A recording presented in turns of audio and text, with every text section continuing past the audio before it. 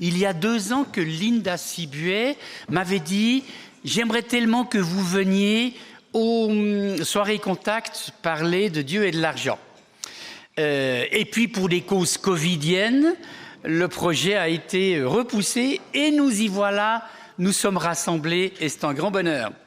À l'époque, il y a 2 ans, j'avais donné comme titre « Dieu et l'argent font-ils bon ménage ?» C'est également un très bon titre. Mais depuis, je me dis, on pourrait aussi dire, et c'est le titre que vous avez sous les yeux, « L'argent ne tombe pas du ciel, vraiment, point d'interrogation. » Alors, je vais commencer par vous raconter 3 histoires.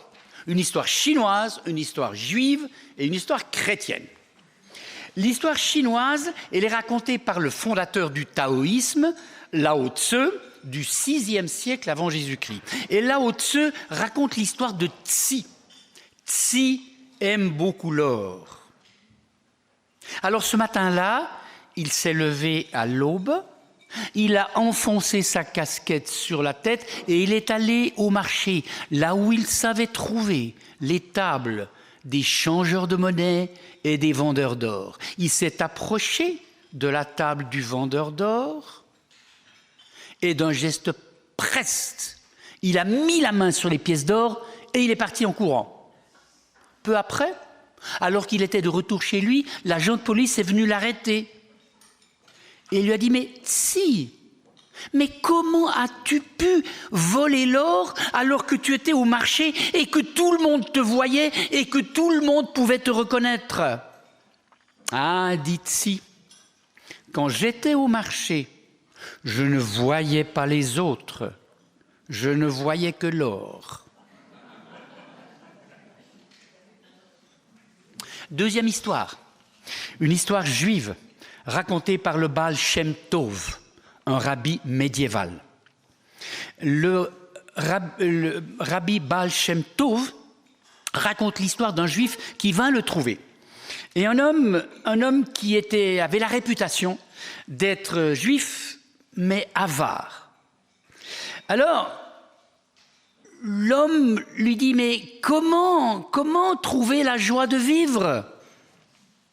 Alors le rabbi lui demanda d'aller à sa fenêtre et lui dit « Regarde, que vois-tu » ? « Ah, dit l'homme, je vois des hommes qui marchent dans la rue. » « Bien, dit le rabbi. Et il entraîna l'homme vers un miroir. Il lui demanda de se placer devant ce miroir et lui dit « Que vois-tu » ? « Mais c'est moi que je vois. » Eh bien, dit le rabbi, la vitre et le miroir sont faits de la même matière. On a simplement, et c'était l'usage dans l'ancien temps, on a simplement, peut-être pas autant, non ? On peut se mettre encore un petit peu plus de lumière malgré tout. Voilà, oui, ça va. Oui, je crois que ça va. Merci. Et donc, à l'époque, pour faire un miroir, on prenait une plaque de verre et on appliquait une pellicule d'argent. Et le rabbi lui dit, eh bien, tu vois, lorsque la vitre est transparente, lorsque le verre est transparent, tu vois les autres. Lorsque tu regardes l'argent, tu ne vois plus rien que toi. Et la troisième histoire est une histoire que raconte Jésus dans l'évangile de Luc au chapitre 12. C'est l'histoire d'un homme riche, d'un paysan dont la terre avait beaucoup rapporté. Et cet homme se disait, mais qu'est-ce que je vais faire ? Parce que les récoltes ont été abondantes cette année et que je ne sais pas où je vais rassembler ma récolte. Alors il se dit, voilà ce que je vais faire. Je vais démolir mes greniers, j'en bâtirai de plus grands et j'y rassemblerai tout mon blé et tout ce que j'ai récolté. Et je me dirai à moi-même, te voilà avec quantité de biens en réserve pour de nombreuses années. Repose-toi, mange, bois, fais bombance. Mais Dieu lui dit, insensé. Cette nuit même, il te redemande ta vie. Pas Dieu, le il, ce sont les anges de la mort. Cette nuit même, il te redemande ta vie. Et ce que tu as préparé, qui donc l'aura? Une histoire chinoise, une histoire juive et une histoire chrétienne. Trois histoires provenant de trois religions différentes qui les trois montrent que le rapport à l'argent peut être problématique. À savoir que non seulement il peut éveiller un désir sans fin, une avidité sans fin, mais que l'argent peut se placer entre nous et les autres de telle manière que comme Tsi ou comme l'homme du Baal Shem Tov, nous ne voyons plus les autres, nous ne voyons que nous. Alors, c'est bien cette question-là que nous allons aborder aujourd'hui.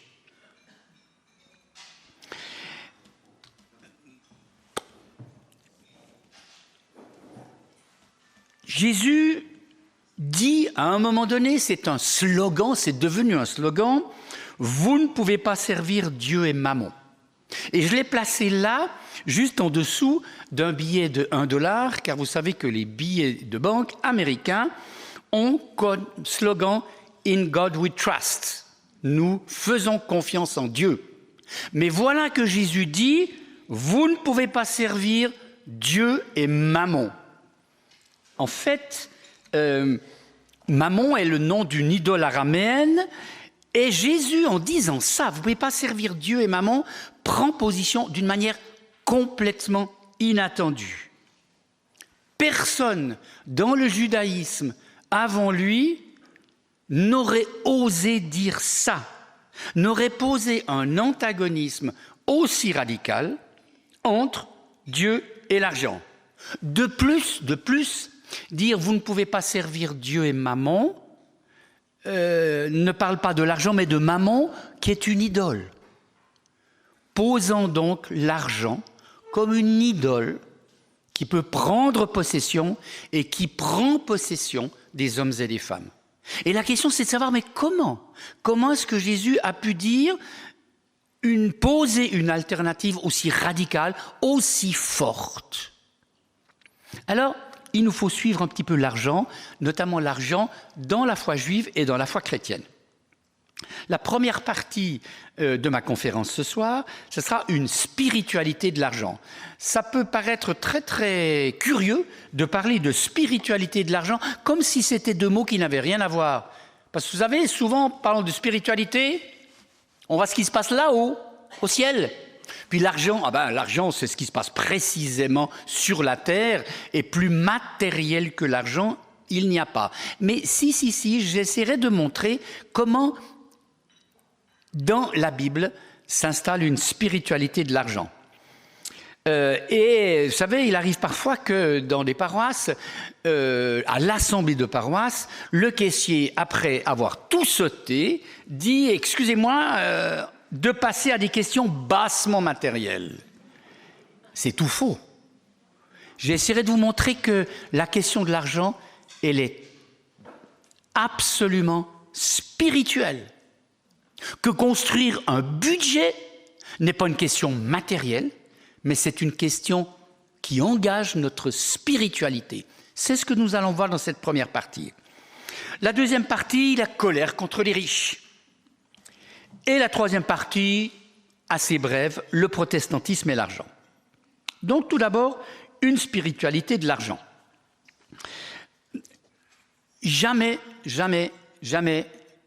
l'Ancien Testament n'a mis en concurrence Dieu et l'argent. Au contraire, dans tout l'Ancien Testament, l'argent est considéré comme un signe de la bénédiction divine.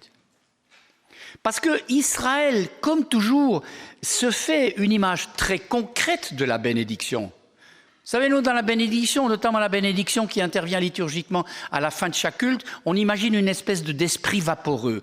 Mais dans la foi juive, la bénédiction est comprise de manière très concrète, très présente, très existentielle. la saga des patriarches montre que une grande famille, d'abondants troupeaux, une longue vie sont la signature d'un Dieu bon.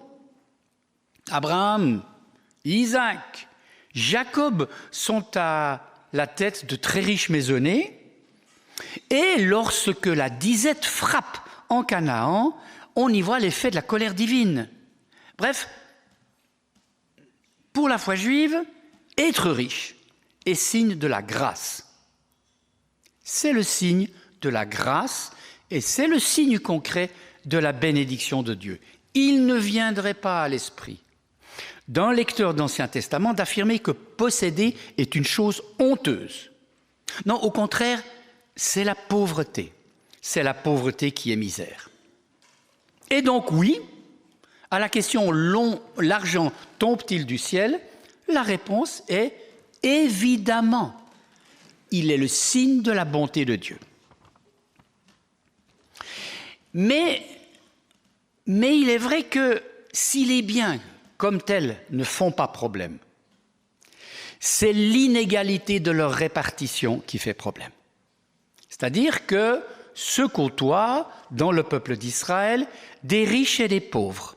Et ce côtoiement des riches et des pauvres est ressenti comme un scandale dans la mesure où, vous voyez, être pauvre, avoir peu, très peu, trop peu, eh bien, avoir trop peu, cela signifie que la bénédiction de Dieu se répartit d'une manière scandaleusement inégale. C'est ça qui fait problème, vous voyez ?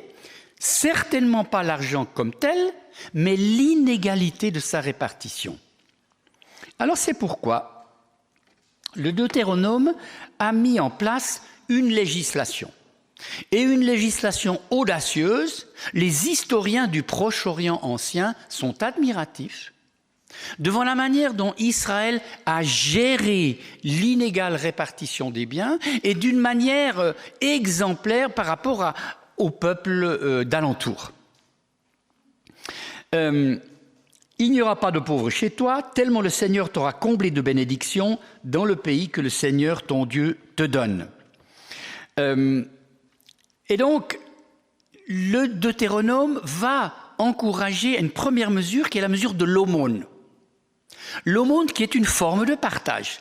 C'est une manière de distribuer une part de son surplus de manière à compenser, de manière à atténuer, à adoucir le déséquilibre dans les répartitions des biens. Donc, quand le Deutéronome dit « il n'y aura pas de pauvres chez toi », ça veut dire Dieu compte sur vous. Et il compte sur vous pour corriger l'inégale répartition par les dons que vous allez faire, les aumônes que vous allez distribuer. Les trois grandes œuvres de la foi juive, la prière, le jeûne, l'aumône. C'est impressionnant. Et donc Dieu compte sur vous pour que dans le peuple d'Israël, il n'y ait plus cette criante injustice et ce criant déséquilibre entre ceux qui ont trop et ceux qui ont trop peu. Et donc, c'est une économie de solidarité que met en place le Deutéronome.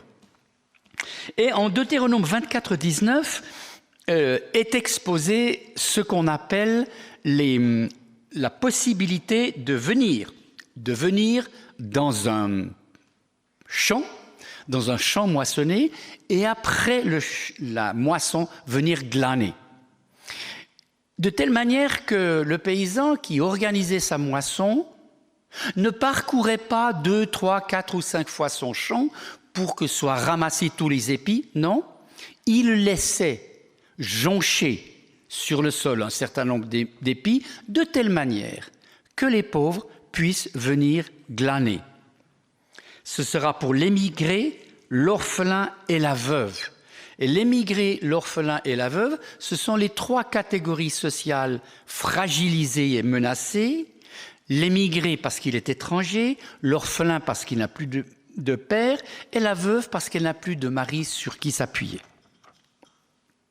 Et donc, le Deutéronome va définir une sorte de pacte social par la distribution de l'aumône et par le glanage. Mais toujours le Deutéronome a mis en place une mesure plus forte encore. C'est l'année sabbatique, tous les 7 ans, ou le jubilé, tous les 49 ans. Je parle là de l'année sabbatique. L'année sabbatique, c'est la 8e année. Après un cycle de 7 ans, la 8e année, c'est l'année sabbatique. Et cette année-là est spéciale. Pourquoi? Parce que les dettes vont être remises. Vous savez que dans le débat entre les pays de l'hémisphère nord et les pays de l'hémisphère sud, souvent les pays de l'hémisphère sud, qu'on appelle les pays du tiers-monde, ont demandé une remise de dette ou un allègement de la dette. Et pourquoi? Parce que les pauvres bénéficiant de prêts alourdissent progressivement le prêt de telle manière que le service de la dette devient insupportable pour l'économie parce qu'il absorbe ce qui devrait être la richesse du pays. Et donc, les pays de l'hémisphère sud demandent, avec raison, d'alléger le poids de la dette. Dans l'économie agricole d'Israël, si une année avait été de maigre récolte, le paysan n'avait plus de quoi mettre de côté le blé, qui sera la semence de l'année suivante. Alors, il devra emprunter de quoi semer. Mais si la seconde année est une année de sécheresse, alors il devra s'endetter encore plus, de telle manière que cela pourrait terminer par l'esclavage, la prison pour dette ou l'esclavage de toute la famille. Bref, l'année sabbatique remet les compteurs à zéro, à savoir que les dettes sont effacées. Bien entendu, les historiens de l'Israël ancien se sont dit « oui, non, mais attendez, c'est un peu utopique tout ça, hein, c'est un peu une image idéale ». Je pense que le principe de l'année sabbatique n'a pas été toujours respecté. Mais à certaines périodes, oui. Et pourquoi? Parce que vous lisez dans le Deutéronome cette petite cautèle « tu n'attendras pas la 6e année pour demander le remboursement de ta dette. » Ah ben oui. Ceux qui avaient prêté de l'argent à leurs voisins, s'ils savaient que lors de l'année sabbatique, la dette serait remise à zéro, ils s'empressaient d'exiger le remboursement.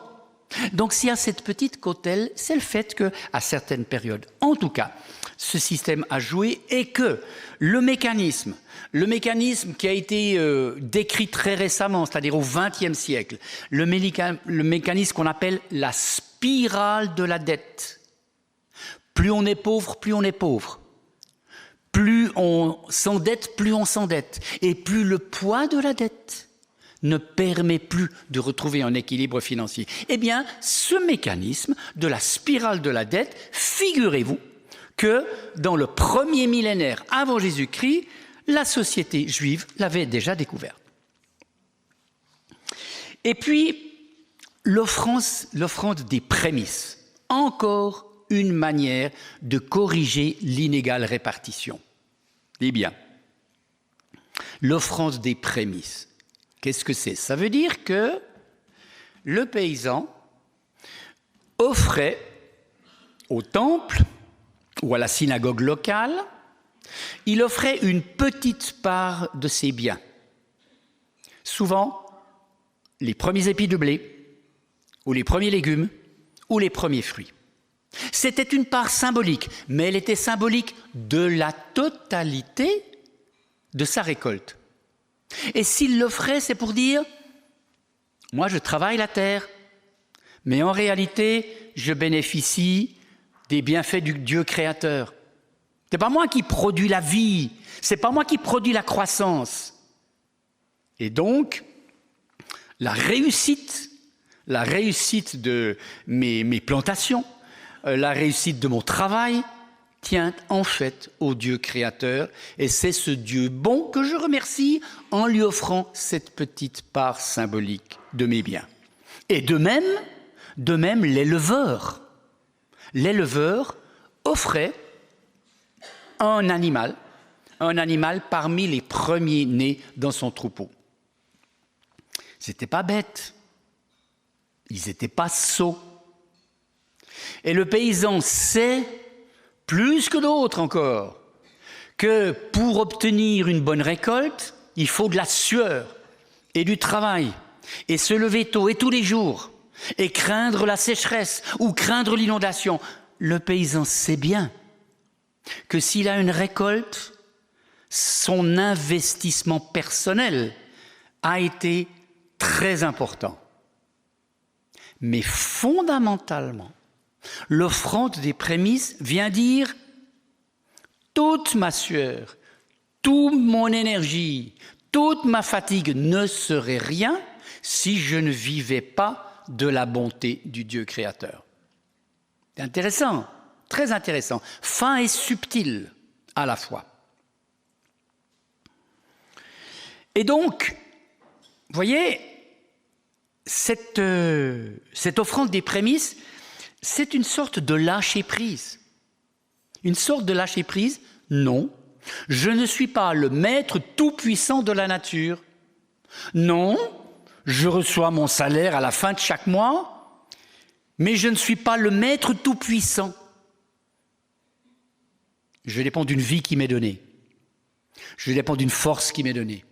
Je dépends d'une énergie qui m'est donnée. Et cela, je ne vais pas seulement y penser de temps à autre, mais je vais dans un rite concret symboliser ce lâcher-prise, c'est-à-dire je renonce à me considérer comme le maître tout-puissant de la vie. Vous savez que l'offrande des prémices, et là, j'imagine qu'elle n'a pas d'adepte parmi vous. Enfin, je ne vais pas trop m'avancer, mais ça m'étonnerait tout de même. Ça m'étonnerait tout de même qu'il y ait des adeptes des prémices. En revanche, des successeurs des adeptes des prémices, je pense que notre salle en est remplie. Pourquoi ? Parce que la succession de ce rite, c'est l'offrande lors du culte, lors de toute célébration.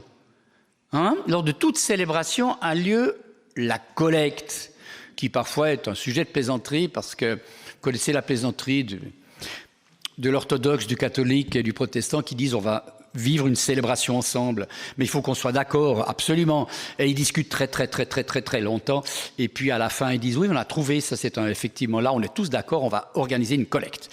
Voilà, donc ce qui est commun aux trois confessions. Et donc c'est un sujet de plaisanterie, mais en réalité, la collecte, elle symbolise par la petite part de nos biens que nous offrons, elle symbolise notre reconnaissance, notre gratitude pour l'ensemble de nos biens.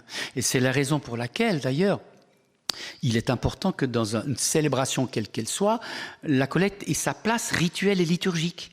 Pas simplement le petit geste fait à la sortie du sanctuaire. Bien, voilà donc cette première partie. Quand je disais spiritualité de l'argent, ça veut dire que le rapport à l'argent, il est fondé, il est construit sur le rapport au Dieu créateur, au Dieu bon, et la manière de gérer les biens concrétise notre gratitude face à ce Dieu bon et notre lâcher-prise face à la toute-puissance sur nos biens. Deuxième partie, la colère contre les riches. J'ai montré les différentes mesures prises par la législation deutéronomienne pour tempérer, pour adoucir l'inégale répartition des biens. Mais néanmoins, il s'avère que ces mesures n'ont pas suffi. Ils n'ont pas suffi pour éviter à l'Israël ancien le scandale de la paupérisation. Et c'est pourquoi la voix des prophètes s'est levée. Ézéchiel, par ton extrême sagesse, par ton commerce, tu as multiplié ta fortune, tu t'es gonflé d'orgueil à force de richesse. Jérémie, ils battent le record du mal, ils ne respectent plus le droit de l'orphelin, et ils réussissent. Ils ne prennent pas en main la cause des pauvres. Vous voyez, ils ne prennent pas en main la cause des pauvres. Ça veut dire, si je reconnais que mon bien-être, mon confort, dépend de la générosité de Dieu, qu'il est signe concret de la bénédiction divine, je ne peux pas l'accaparer entièrement pour moi. Je dois veiller à ce qu'elle soit correctement redistribuée. Ou bien, dans l'Évangile, dans les béatitudes telles qu'elles figurent dans l'Évangile selon Luc, « Quel malheur pour vous les riches, vous tenez votre consolation ». Le « quel malheur pour vous les riches », on appelle ça parfois la malédiction des riches. C'est faux. C'est faux. Ce n'est pas la malédiction des riches. Ce terme « quel malheur »,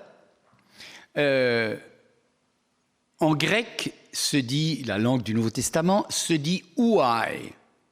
Et le « ouai », qui est une onomatopée, traduit une expression hébraïque « hoi ». Hoi, devenu en grec « ouai », devenu en français « malheur ». Mais le « hoi », qu'est-ce que c'est? C'est une lamentation funèbre. Le « hoi » était la lamentation funèbre que les femmes, plutôt elles, entonnaient lors du passage d'un cortège funèbre. Hoi. Quand Jésus dit « hoi » les riches, il ne les maudit pas. Il ne les envoie pas au diable. Non. Il entonne la lamentation funèbre. C'est fort. C'est très fort comme parole. Hein? Si quelqu'un entonnait devant vous une lamentation funèbre à votre endroit, vous seriez tout de même un peu choqué. Hein? Jésus a cette parole forte qui dit « Malheur à vous les riches, parce que vous êtes déjà morts à l'intérieur de vous. Vous avez le cœur sec. Votre spiritualité est morte. Et devant Dieu, après votre trépas, Dieu dira sa colère, non pas du fait que vous avez été riche, mais du fait que vous avez négligé le pauvre. » Donc, c'est cette lamentation funèbre contre les riches.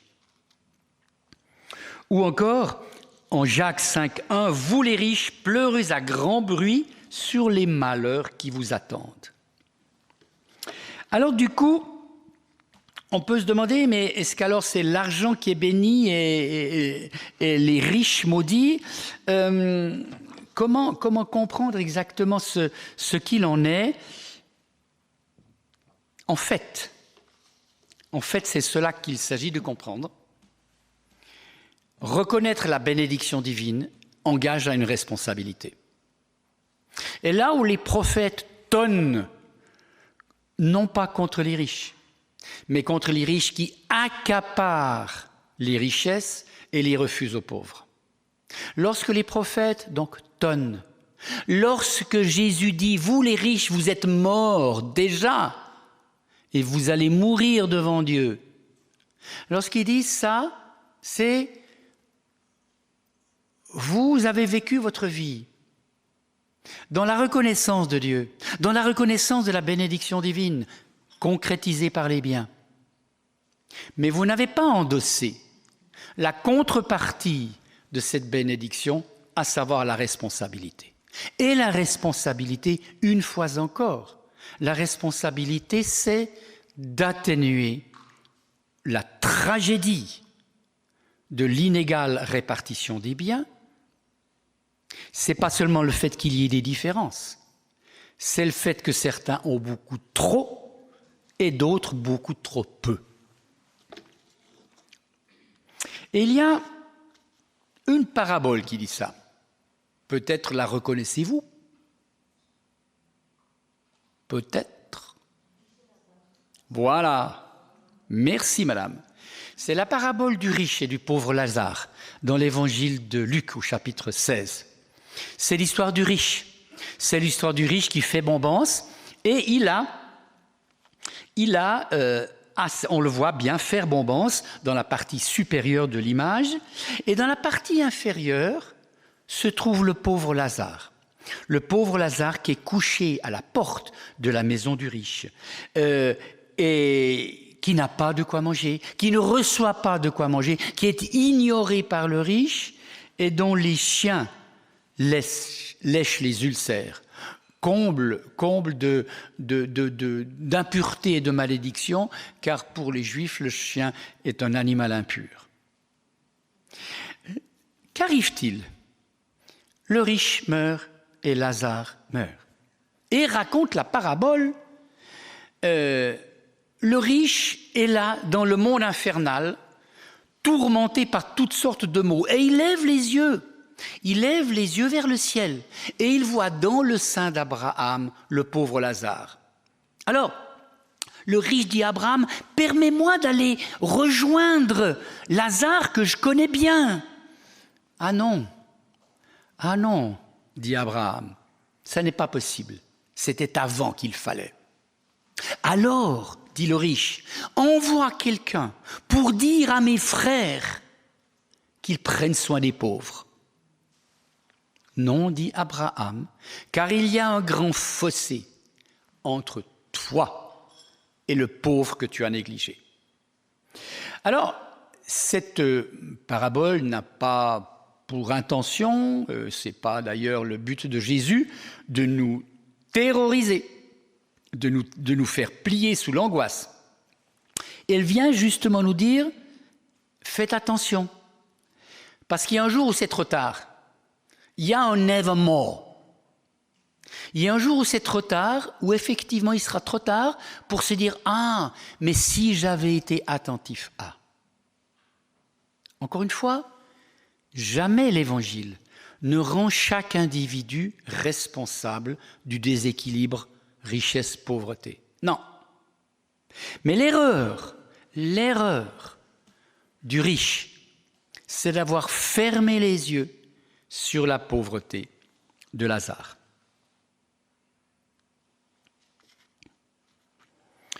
Vous avez ici une manchette du journal Le Monde, et une manchette que j'ai photographiée parce qu'elle est apparue en 2009, juste après la grave crise financière de 2008, qu'on a appelée la crise des subprimes.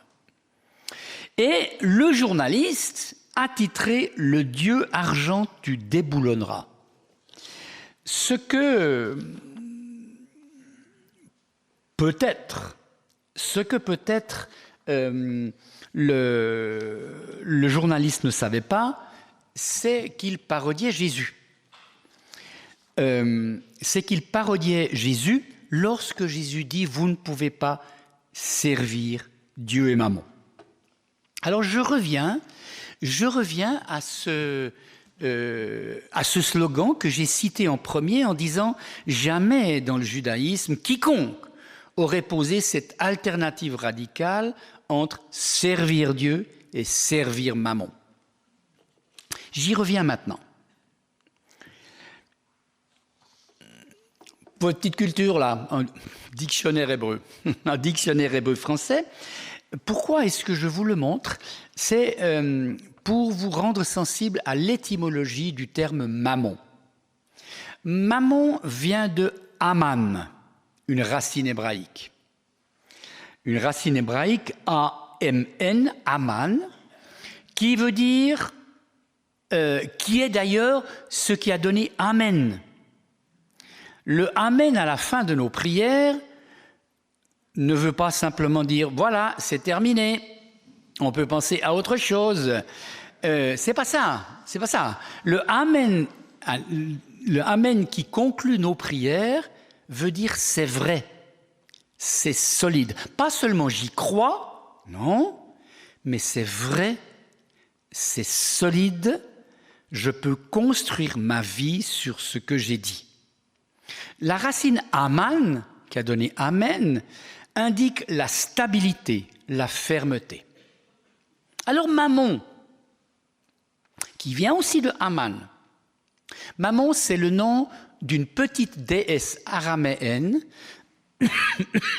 qui était la déesse de la fertilité, de la fécondité. Ceux qui sont allés en Inde, par exemple, auront vu souvent la petite déesse à tête d'éléphant, Ganesha, qui est aussi la déesse de la fécondité et de la fertilité. Donc, Mammon était la déesse araméenne de la fécondité. Mais pourquoi est-ce qu'on lui a donné ce nom-là? Mammon, venant d'Aman, ça veut dire voilà la déesse qui nous permet de construire notre vie.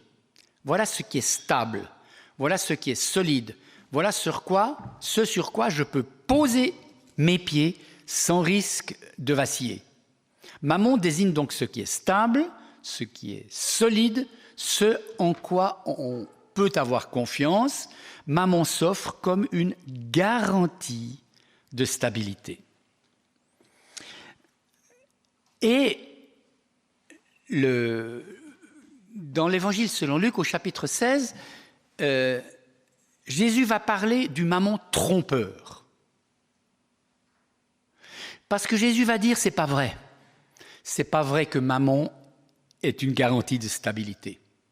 C'est pas vrai que mammon est solide. Il est trompeur parce que l'argent n'offre pas cette solidité, cette confiance en la vie qu'il promet.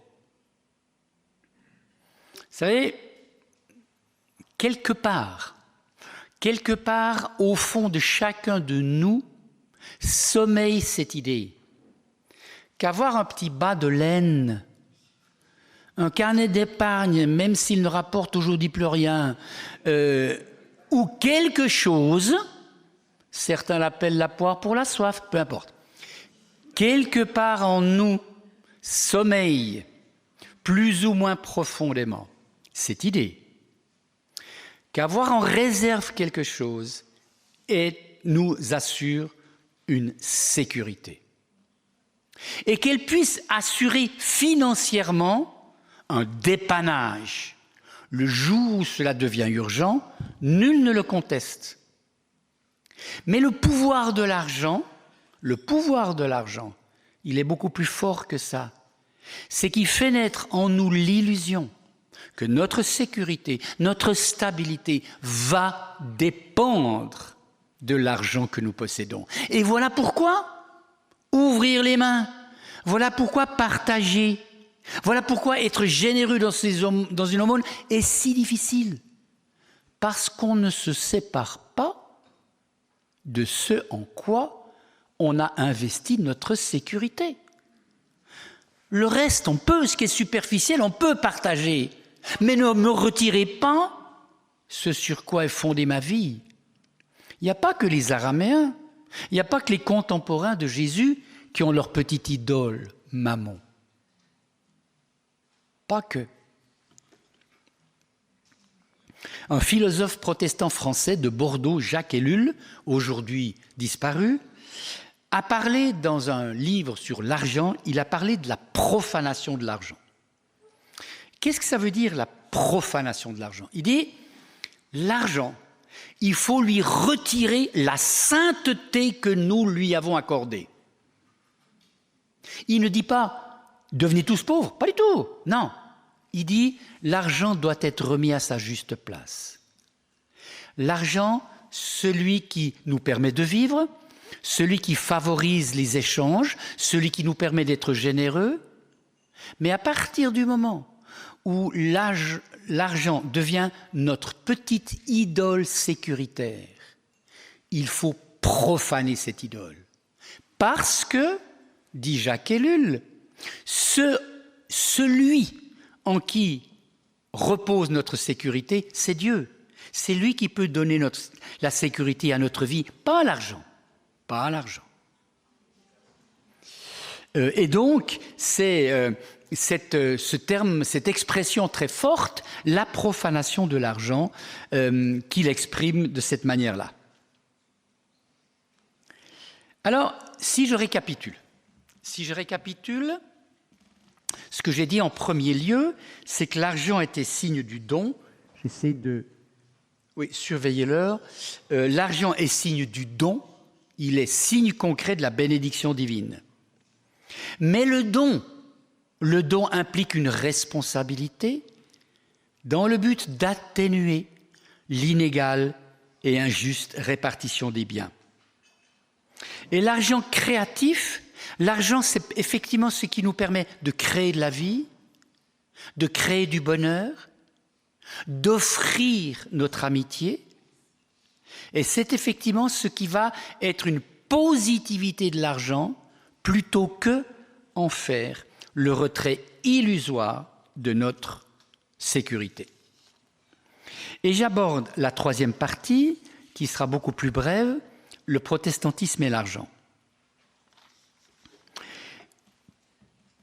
Pourquoi en parler ? Parce que la réforme protestante a amené, dans la tradition chrétienne, souvent on ne le sait pas, un complet renversement d'appréciation de l'argent. Un complet renversement au cœur de la réforme et de la foi protestante repose l'affirmation, largement œuvrée par Martin Luther et par Jean Calvin et par d'autres réformateurs locaux, de la gratuité de la justification. On n'a pas à construire son salut, on n'a pas à intéresser Dieu à notre sort, on n'a pas à faire de fortes offrandes à l'Église. C'est pas ça qui est un péché. Pas faire de fortes offrandes à l'Église en vue d'acheter notre salut. N'oubliez pas que toutes les cathédrales médiévales se sont payées du sang de ceux qui ont voulu s'appauvrir ou gagner ou acheter leur salut. Donc, les réformateurs disent au cœur de l'Évangile, au cœur du message de Jésus, il y a la gratuité de la justification, un Dieu qui nous accueille inconditionnellement. Mais, fait remarquer Max Weber, qui est un sociologue allemand, qui publie en 1904 un livre « L'éthique protestante et l'esprit du capitalisme ». L'éthique protestante et l'esprit du capitalisme, c'est le titre de Max Weber, qui dit ceci: comment se fait-il qu'une église, un mouvement chrétien qui a en son cœur la gratuité, soit en fait à l'origine du capitalisme? Car il est de fait que c'est dans les pays à majorité protestante que le capitalisme s'est installé et que l'essor industriel s'est répandu. En fait, la révolution amenée par la réforme, c'est de recentrer la condition humaine sur le monde. Encore une fois, nous n'en sommes généralement pas conscients de cette révolution-là. Jusqu'à la réforme, c'est-à-dire jusqu'au XVIe siècle, la réussite de la vie humaine, elle se concrétisait en un seul lieu, c'est le clergé. Être moine ou prêtre. Il fallait sortir du monde. Il fallait faire partie de cette catégorie spéciale et privilégiée de chrétiens. Mais les laïcs, le peuple de Dieu, vivaient une vie très très entachée de matériel. Et n'avaient pas les moyens de vivre une vie chrétienne aussi parfaite, pensait-on, que le vivaient les moines et les prêtres. Que disent les réformateurs ? Les réformateurs relisent les récits de la création, Genèse 1 et Genèse 2, 3, en disant la vocation humaine, elle se déroule dans le monde. Dieu, le Dieu créateur, a confié le monde avec ses richesses à l'humanité pour qu'elle les fasse fructifier. Et en disant le peuple de Dieu, c'est-à-dire l'Église, le peuple de Dieu, il a pour vocation de faire fructifier la création. Et c'est ce qui va expliquer l'apparition progressive du capitalisme et l'essor industriel, parce que le capitalisme qu'il ne faut tout de même pas trop démoniser, c'est le fait de quoi ? C'est le fait que certains accumulent une fortune qui va permettre d'engager des ouvriers, des employés et de faire fonctionner les entreprises. Fondamentalement, mais j'y vais y revenir, fondamentalement le capitalisme c'est ça. L'argent des uns permet d'engager les autres. La fortune des uns tire les autres de la misère parce qu'ils peuvent être employés dans l'industrie. Et donc, c'est ce recentrement en disant la condition humaine, c'est pas de sortir du monde ou de faire partie du clergé. Non, c'est de faire fructifier les richesses de ce monde. Et, du coup, le chrétien reçoit dans le protestantisme une vocation à la réussite. Une vocation à la réussite. Et puis, il s'est produit un événement étonnant, un événement qui est lié à Jean Calvin, le réformateur de Genève. Jean Calvin a parfois été appelé le père du capitalisme. À mon avis, largement à tort. Et pourquoi le dit-on? C'est que Jean Calvin, en 1545, écrit une lettre à un de ses amis, Claude de Sachin, qui est un banquier. Et que dit-il à Claude de Sachin?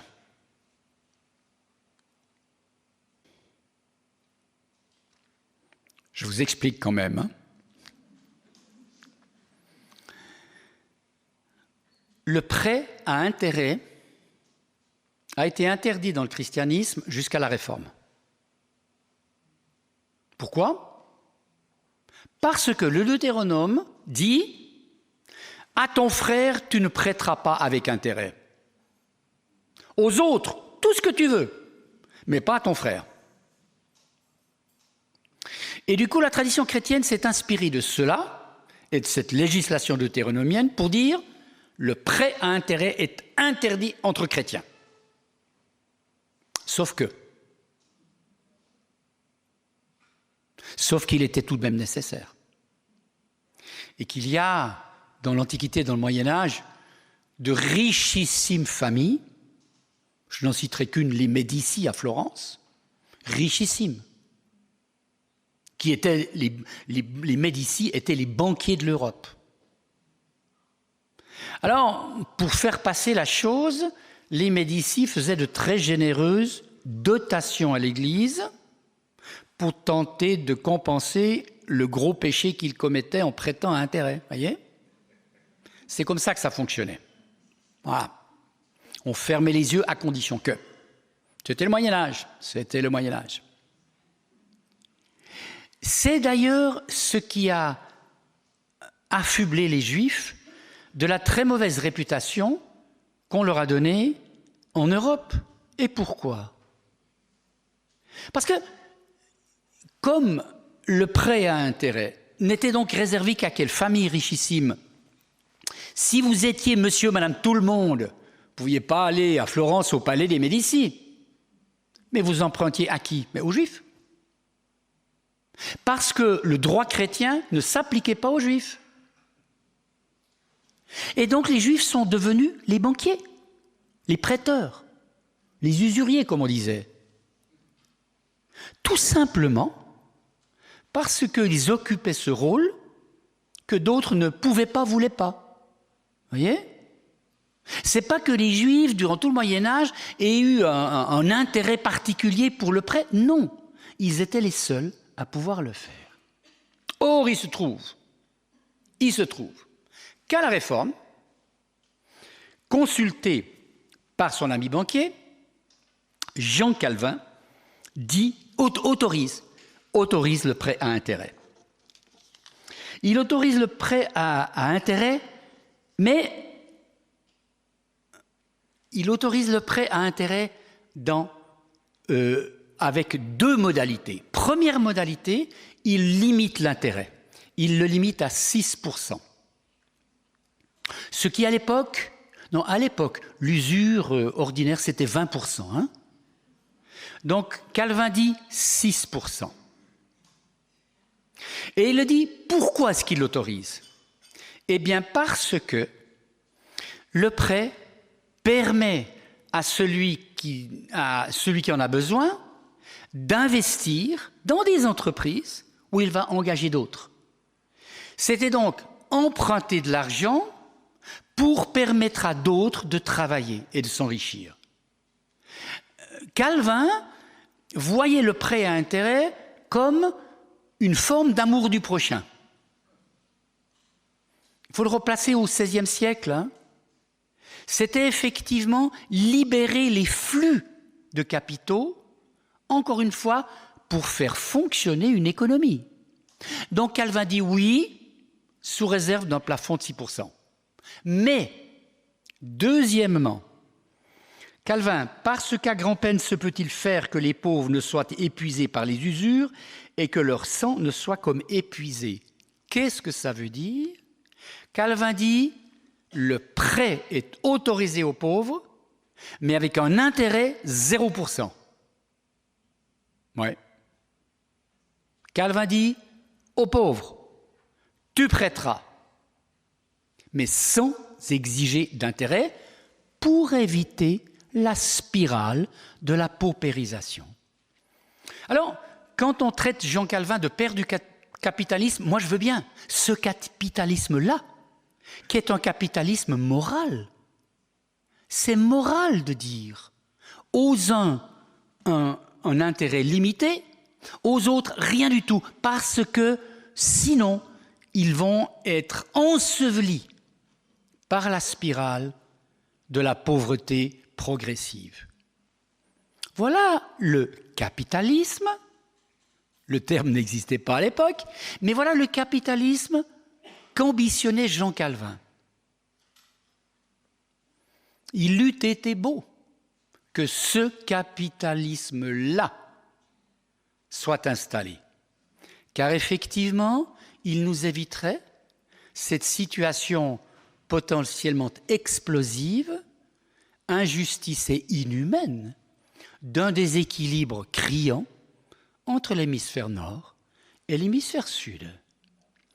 Donc voilà, et je voulais terminer par là, voilà comment les réformateurs ont mis en œuvre une révolution dans le rapport à l'argent qui a ouvert à chacun et chacune une vocation à la réussite, mais avec, par la permission calvinienne du prêt à intérêt, une limite salutaire qui, bien entendu, et vous vous en doutez, est-il besoin de le dire, n'a quasiment jamais été appliquée. Voilà, je termine cette conférence pour ne pas abuser de votre patience. J'indique simplement que, la libraire me demandant de le faire, j'indique simplement que, si vous voulez en savoir plus sur le sujet, cet ouvrage « Dieu et l'argent », publié chez Cabedita, vous en dit beaucoup plus. Je n'ai fait que aborder certains points, mais vous en saurez beaucoup plus sur le sujet. Et que dans ce livre « Vie et destin de Jésus de Nazareth », qui est paru en 2019, mais l'année passée en livre de poche, dans ce petit livre « Vie et destin de Jésus de Nazareth », j'aborde effectivement la question de la place de l'argent et de l'économie dans la vie de Jésus de Nazareth. Voilà, je vous remercie beaucoup de votre attention.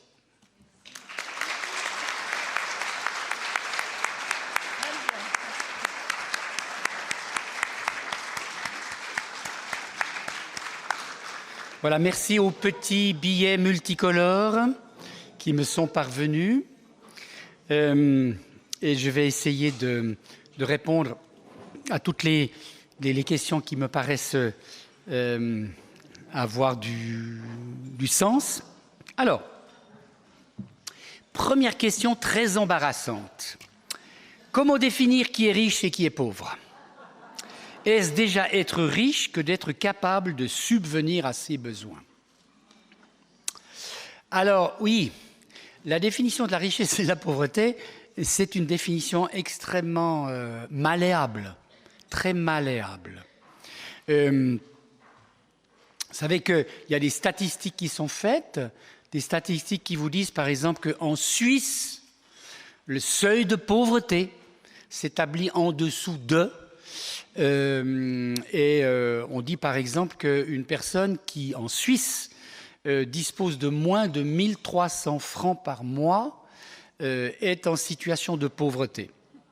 Puis on se demande effectivement, mais comment ces choses-là sont-elles calculées? Et puis peut-être que quelqu'un qui a beaucoup moins et qui vit de manière chiche n'a pas du tout ce sentiment de dénuement. Alors, il y a une définition de la pauvreté et qui me paraît faire sens, c'est la suivante. Le pauvre est celui qui doit consacrer la totalité de son énergie à assurer ses besoins primaires, c'est-à-dire les besoins de survie. Se nourrir, se loger, s'habiller. Voilà, ce sont les besoins primaires. Se nourrir, se loger, s'habiller. Alors on dit que le pauvre est celui qui investit toute son énergie pour couvrir ses 3 besoins primaires et qui ne peut rien s'offrir de plus ou disposer de plus pour la culture, pour le loisir, que sais-je encore. Donc celui qui est condamné, un peu, vous savez, comme ces animaux qui sont condamnés à investir une très grande partie de leur temps à chercher de la nourriture. Le pauvre est celui qui va toujours courir après la satisfaction de ses besoins primaires. Maintenant, à partir de là, si cette définition de la pauvreté est relativement stable, la définition de la richesse, elle est extrêmement difficile à faire.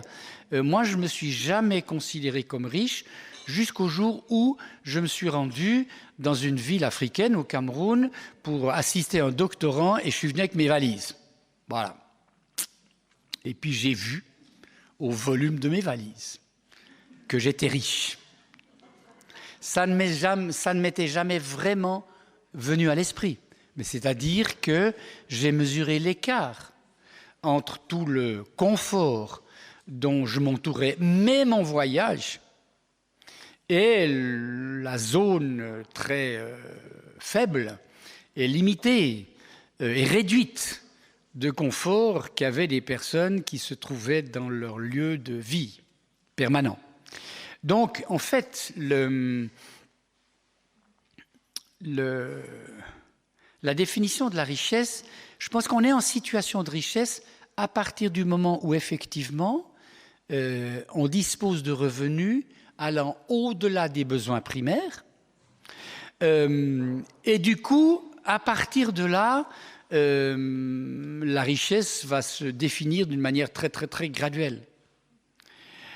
Il y a dans l'évangile de Marc au chapitre 10, mais vous le lisez aussi au chapitre 21 de l'évangile de Matthieu, la rencontre avec Jésus, un homme riche, vous savez, un homme riche qui dit « Maître, que devrais-je faire pour hériter la vie éternelle ?» Et « Bon maître !» Et Jésus lui dit d'abord « Mais pourquoi m'appelles-tu bon? Dieu seul est bon. » Et il dit ensuite « Tu connais les commandements. » Et il énumère les 6 commandements qui sont les commandements du rapport à l'autre. Tu ne voleras pas, tu ne commettras pas l'adultère, honore ton père et ta mère, etc.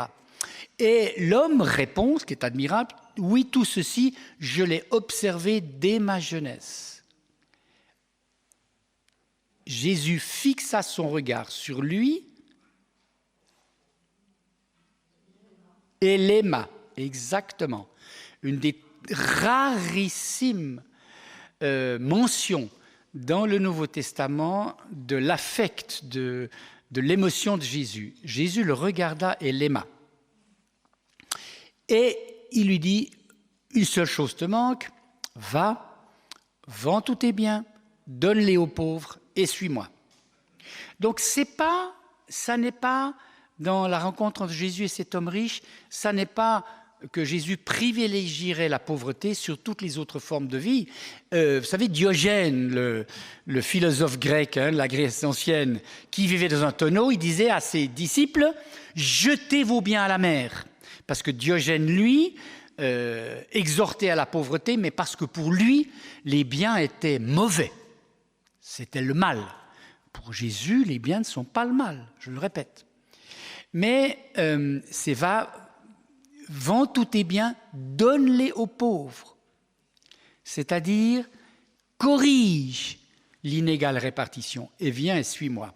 Ce qui est intéressant, c'est qu'on pourrait se demander, mais pourquoi est-ce que Jésus dit ça à lui, cet homme? Et alors, dans les 6 commandements que cite Jésus, vient en dernier, honore ton père et ta mère. Or, ce n'est pas le 10e commandement, mais c'est le 5e.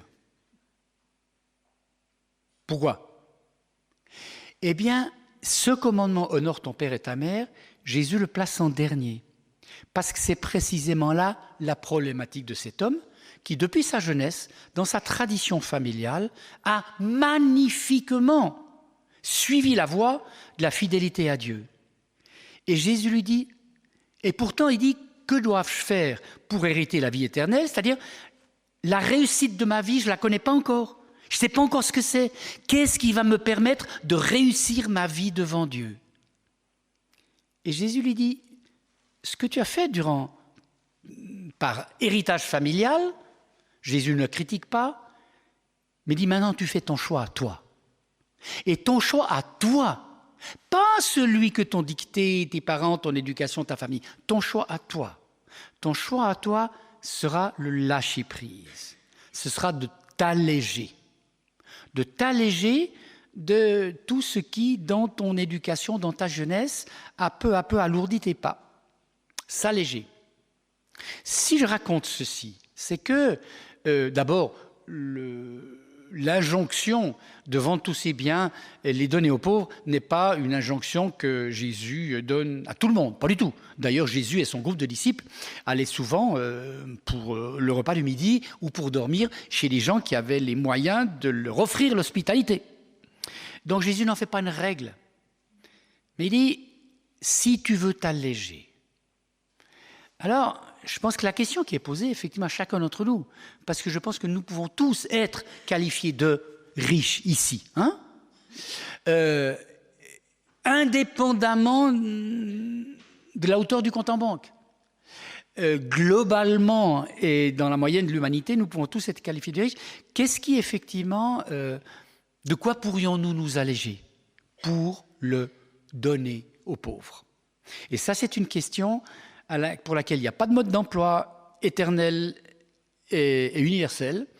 Et chacun, effectivement, doit s'interroger sur cette demande de Jésus. Ensuite, pourquoi y a-t-il des pauvres? Oula. La question, elle est abyssale. Elle est abyssale parce que il n'y a pas de position extrêmement forte. Des gens pensent. Voilà, il y a des gens qui pensent que la question est simple. Il y a des pauvres parce qu'ils ne travaillent pas. Ah, bon, bien. Mais je pense que c'est une réponse cruelle. C'est une réponse cruelle. Alors, il y a effectivement, oui, il se trouve que pour toutes sortes de raisons, des gens peuvent pas, veulent pas. Hein, mais on sait très bien que il y a une dotation, psychologique, culturelle, sociale, économique, qui fait que certains ont plus de chances économiquement que d'autres dans la vie. Et puis certains parviennent à quitter le niveau socio-économique de leur famille et font fortune, comme on dit. D'autres pas du tout. D'autres font partie de familles riches et dilapident complètement l'argent. Donc le phénomène de la pauvreté, il est effectivement en fait beaucoup plus d'un rapport à soi que d'un rapport au bien, d'un rapport à soi. Est-ce que je peux gérer ma vie de manière à disposer des biens dont j'ai besoin sans y engloutir toute ma vie et toute mon énergie? Est-ce que je peux me donner une marge de progression, mais qui ne va pas ruiner ma vie, ruiner ma famille, ruiner mon couple? Comment est-ce que je vais gérer mon rapport à l'argent? Et c'est une question, effectivement, qui est une question essentiellement personnelle. Donc, je crois qu'il faut nous garder de slogans simples, du type, effectivement, ceux qui sont pauvres sont ceux qui ne veulent pas travailler. C'est très, très injuste. Comment se fait-il, dit la même personne, on est riche grâce à Dieu, comment se fait-il qu'il y ait en cause, qu'il y ait Ceux qui ont beaucoup, tandis qu'il y a ceux qui ont beaucoup moins, ça signifie-t-il que Dieu privilégie certains? Alors, ce serait effectivement, je dirais, d'une arrogance impardonnable d'aller vers quelqu'un qui dit, lui dire, voilà, moi je suis riche en fait, hein, mais c'est Dieu qui me bénit. Voilà. Puis toi, non. Reconnaître que sa richesse, quelle qu'elle soit, hein, de quelque hauteur qu'elle soit, que sa richesse vient de Dieu, ne veut pas dire que Dieu va priver l'autre de sa bénédiction. C'est dire, je reconnais que ma vie est une vie donnée, que je vis d'un cadeau qui me fonde, qui me construit. Et ma vie, elle est construite là, on peut dire amen, sur ce cadeau que Dieu me fait, pas seulement de la vie, mais de ce qui va être ma zone de confort. Et donc, oui, je le dis, mais si je le dis, ça n'est pas pour me donner le droit d'affirmer que d'autres en sont privés. Encore une fois, la glissade dans la pauvreté, elle est faite, oui, parfois de glissades psychologiques et personnelles, mais elle est faite parfois d'un manque de moyens, d'un manque de motivation, d'un manque d'amour, qui fait que la personne n'a pas en elle-même les ressources pour subvenir à ses besoins. Mammon est la déesse de la fécondité, pas de la richesse ou de l'argent. Quel est le lien? Alors, il y a un petit malentendu. Quand j'ai dit que Mammon était la déesse de la fécondité, ce n'est pas de la fécondité humaine, ce n'est pas de la fertilité humaine, c'est la fécondité des affaires, c'est de la richesse, du bien-être. Donc Mammon, et c'est la raison pour laquelle on en fait l'idole de l'argent. Et ça n'est pas, effectivement, ça n'a rien à voir avec la fécondité humaine. Et il y a maintenant 3 questions qui concernent la dîme. Est-ce que le Nouveau Testament exige la dîme, comme l'Ancien Testament le demande? Prémisse, offrande, mais que dire de la dîme? On comprend l'esprit général qu'il faut avoir, mais l'indication de donner 10% semble être bien utile. Qu'en est-il de la dîme pour le croyant dans le contexte de la stabilité entre les riches et les pauvres? Alors, la dîme en Israël n'a jamais été une prescription générale. La dîme était prescrite, on le lit bien dans le Deutéronome d'ailleurs, elle était prescrite aux Lévites. Les Lévites qui étaient le bas clergé. Parfois les prêtres y répondaient aussi, mais c'était surtout les Lévites, des sous-prêtres si on veut dire. Hein. C'était les Lévites qui étaient astreints d'une part à la dîme de leurs revenus et d'autre part qui étaient astreints à un rituel de pureté particulièrement sévère et rigoureux. Il se trouve qu'au temps de Jésus, les pharisiens sont un mouvement laïque, admirable de piété. Les pharisiens ont souvent le mauvais rôle, le rôle de ceux qui essayent de traquer Jésus, de lui poser des questions pièges. Mais c'est un noircissement de la figure des pharisiens auquel il faut prendre garde. Les relations entre les chrétiens et les pharisiens se sont largement gâtées, rapidement envenimées, et au moment où les évangiles, notamment l'évangile de Matthieu, ont été rédigés, dans les années 70-80, eh bien à ce moment-là, les pharisiens étaient très agressifs à l'égard des chrétiens, d'où le fait que les évangélistes ont un peu noirci le portrait des pharisiens.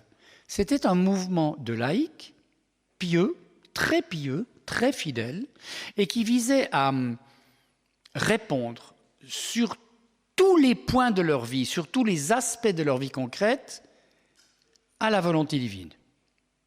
Et c'est pourquoi les pharisiens avaient adopté les règles qui n'étaient applicables qu'aux Lévites.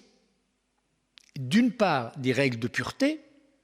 On peut dire que les pharisiens sont les champions de la pureté corporelle et pureté alimentaire. Et puis, également la règle de la dîme. C'est d'ailleurs pourquoi, en Matthieu 23, Jésus ironise. Jésus ironise en disant « Malheur à vous », pas une malédiction, hein, rappelez-vous ce que j'ai dit du malheur, « Malheur à vous, scribes et pharisiens hypocrites, parce que vous donnez la dîme sur l'ânette et le cumin. » Ça veut dire que sur des herbes aromatiques, un produit aussi minime, les pharisiens s'astreignaient à rendre la dîme, mais, dit Jésus, vous négligez les commandements essentiels, l'amour et la justice. Donc la critique de Jésus ne porte pas du tout sur le fait de la dîme, mais porte sur le fait que les commandements essentiels, notamment d'amour du prochain, sont négligés par les pharisiens qui miniaturisent l'obéissance jusqu'à compter la dîme sur des produits excessivement peu coûteux. Donc voilà, donc la dîme est, dans l'histoire d'Israël, une mesure qui, au fond, régule l'aumône, qui lui donne un quota, 10%, et que, encore une fois, Israël a prescrit à certaines catégories de personnes, d'autres mouvements laïcs, comme les pharisiens, l'ayant adopté.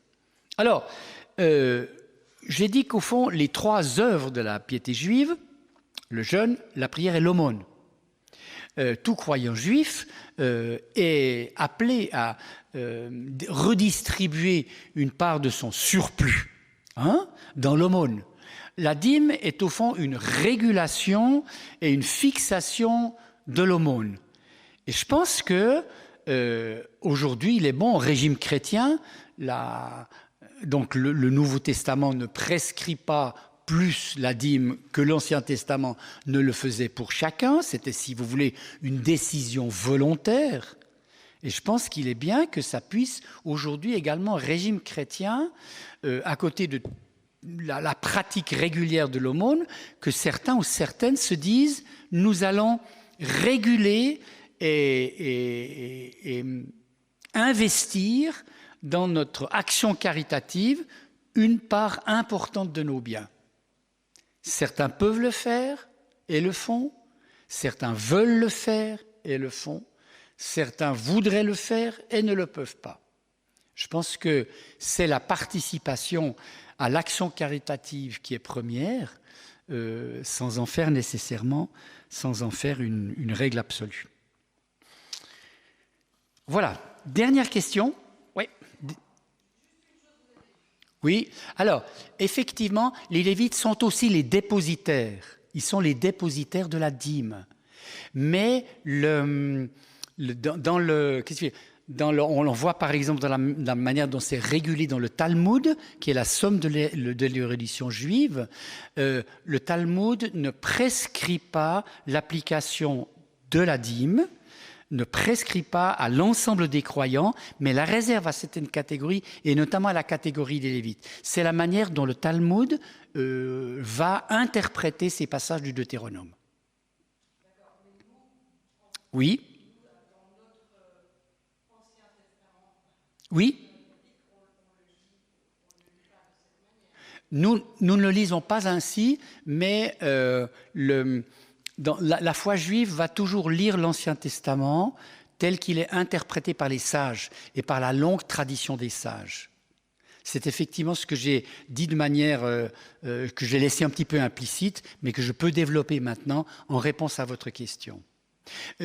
Donc, au fond, pour moi, l'essentiel est de dire, dans la foi d'Israël, la dîme a toujours été une option, une option recommandée, mais livrée au volontariat. C'est ainsi que la foi juive l'a compris, et je pense que c'est une option qui est recommandée, mais pas plus que. Oui. Alors, maintenant, dernière question qui m'était posée, est-ce que l'impôt a remplacé l'aumône? Parenthèse, aide sociale cantonale, etc. Oui et non. Oui, dans la mesure où l'État s'est chargé d'un certain nombre de mesures sociales, d'assistance sociale, de subventions aux primes d'assurance maladie, etc. Donc, l'État a progressivement repris des mesures caritatives dont l'individu a été dépossédé. Oui, c'est vrai. Et c'est ainsi que ça fonctionne dans notre pays. Dans d'autres pays, comme par exemple les pays scandinaves ou la France, qui nous est plus proche, l'aide sociale est encore beaucoup plus importante qu'elle ne l'est chez nous. C'est d'ailleurs la raison pour laquelle souvent les résultats des collectes nationales sont beaucoup plus élevés en Suisse que dans d'autres pays. Ça ne vient pas seulement du fait que le niveau de vie est plus élevé en Suisse, mais ça vient du fait que nous avons en Suisse une tradition de l'aide caritative individuelle. Tandis que dans un pays comme la France, cette aide sociale est prise en charge par l'État d'une manière financièrement beaucoup plus forte, ce qui se traduit d'ailleurs également souvent par un niveau fiscal, un niveau de prélévation fiscale plus élevé. Donc, d'une certaine manière, oui, il n'en reste pas moins que l'importance des organismes, des ONG qui viennent, qui vous envoient du courrier et qui viennent en aide en Suisse ou à l'extérieur de la Suisse est absolument capitale. Et je pense que c'est bon d'ailleurs, c'est extrêmement bon de pouvoir répondre individuellement à ces demandes de solidarité. Je fais juste une petite parenthèse là pour remarquer que les organismes qui sollicitent de notre part de participer à leur récolte de fonds ont pris progressivement l'habitude de nous émouvoir par des photos souvent fortes ou malheureuses ou visant au fond à provoquer notre émotion. En ce qui me concerne, je n'ai pas besoin qu'on sollicite mon émotion pour participer à une aide caritative. Je n'ai pas besoin d'être pris aux entrailles pour me dire une part de mes biens, je vais l'investir dans telle ou telle campagne de collecte ou de récolte de fonds. Je trouve un peu malheureux qu'il faille, dans beaucoup de ces organismes, travailler l'émotionnel pour bénéficier d'une récolte de fonds importante. Je trouve que si ce qu'on appelle, d'un nom un tout petit peu déprécié, mais si la pratique de l'aumône ou de l'aide caritative est inscrite dans notre conviction chrétienne, encore une fois, elle n'a pas besoin d'être activée par l'émotion pour se concrétiser. Voilà, donc oui, une part, c'est l'aide sociale, et puis il y a tout ce qui nous permet à nous de choisir nos objectifs, et encore une fois, effectivement, que l'aide caritative ne soit pas totalement déléguée à une institution neutre, mais dépende aussi de la responsabilité de chacun, c'est inscrire dans notre quotidien le souci de ceux qui n'ont pas assez pour vivre. Et c'est bon de garder cet éveil en nous.